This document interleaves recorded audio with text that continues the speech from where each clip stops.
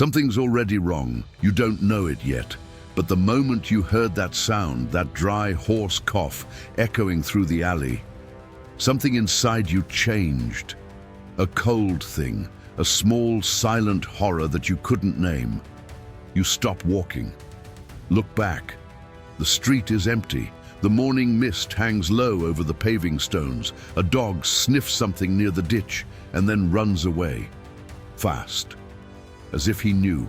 You don't know it yet, but the year is 1347, and the world you know. The smell of bread coming. From your neighbor's window, the sound of your daughter's laughter, the weight of ordinary days. All of that is about to be taken away from you. Not slowly, not with kindness, all at once. The last normal morning. It's early. The kind of early days where the sky is still deciding what color it's going to have. You walk through the market of your small Italian town. The air smells of wet hay, wood smoke, and salted fish scattered on a wooden table. Normal, common, safe. A woman laughs somewhere. Behind you, a child chases a chicken between the stalls. An old man leans on the threshold of a door, watching the street with tired eyes. You buy a loaf of bread. She feels his warmth go through her hands. Think, today is going to be a good day. But there is something, a small thing, something you almost miss. The old cough, once, on the sleeve of the coat. He looks at his own hand, and then he looks away too fast. You tell yourself that you don't mean anything. You're wrong. The rumors come. Before 3 days later, merchant ships arrive at the port. You hear the story of the longshoreman, pale face, quick words and stumbling. He says that the sailors on one of the boats do not want to leave, that some are already dead, that their skin... He stops. He can't finish. He just shakes his head and leaves. As night falls, the stories get worse. A man fainted in the square. A woman was found at home, alone, with dark spots blooming on her neck like black flowers. No one touched it. No one came close. The priest says to pray. Healers say to bleed the sick. The merchants say it's nothing, just rumor, bad for business. But you notice something the next morning. The market is quieter. 3 empty tents. The bread woman did not appear. And the old man on the threshold, the one who coughed, you haven't seen him in 2 days. Silence began to eat the city. Slowly, one person at a time. The smell comes before death. You smell it before you see anything. It's not blood, it's not rot. It's something worse than the two of them put together. Something sweet and wrong and dense. Like fruit left too long in the heat. Like something alive trying to become something else. You press the sleeve of the coat against your nose. It's no use. There in the alley, 2 men in dark cloaks carry a body on a wooden board.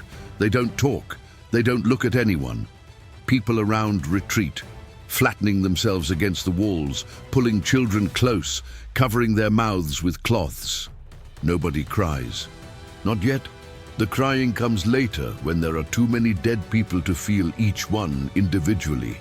Now, everybody's still in that first terrible stage, the stage where you think, not with me, not with my family, that's for other people. You watch them pass by, carrying their bodies. You see the face, you recognize it, it's your neighbor's son. He was 14 years old. The day the city breaks. You wake up and the bells are ringing.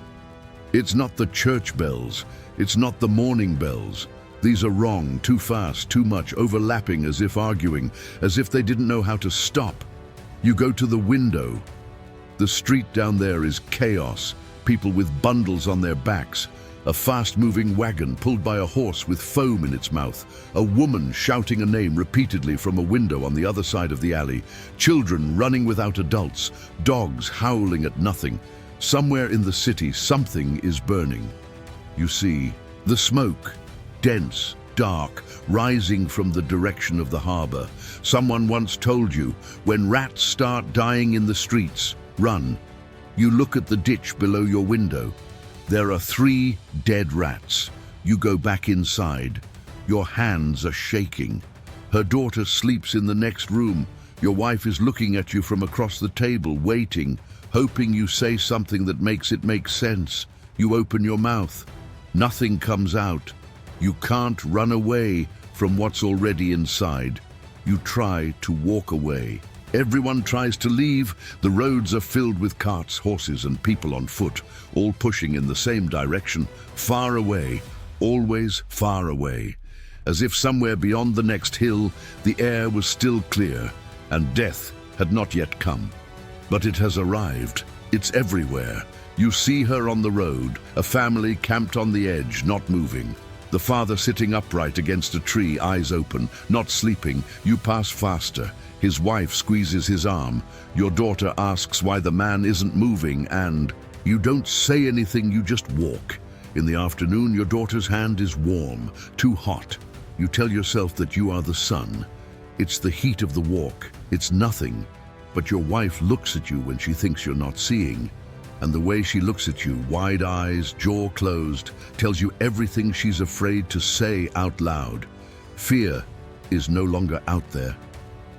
He arrived home.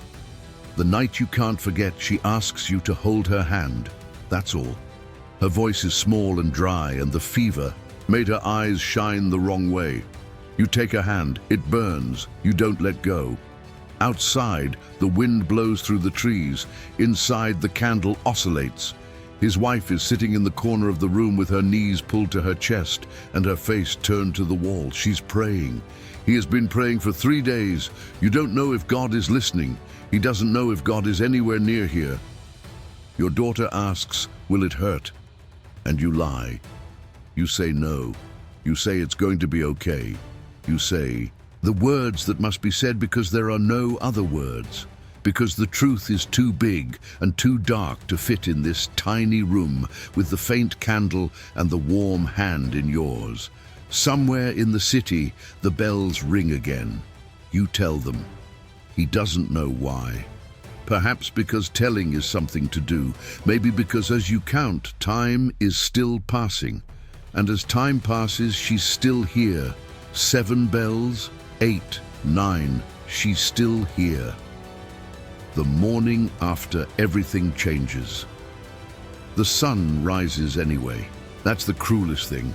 The way the world keeps moving. The light still falls through the window at the same golden angle as always. The birds outside still fight in the branches. The ordinary world has no idea what just happened inside this room. You're sitting on the floor, his back against the wall, your hands in your lap. They look empty. They seem to belong to someone else. Your wife is on your side. She's not crying anymore.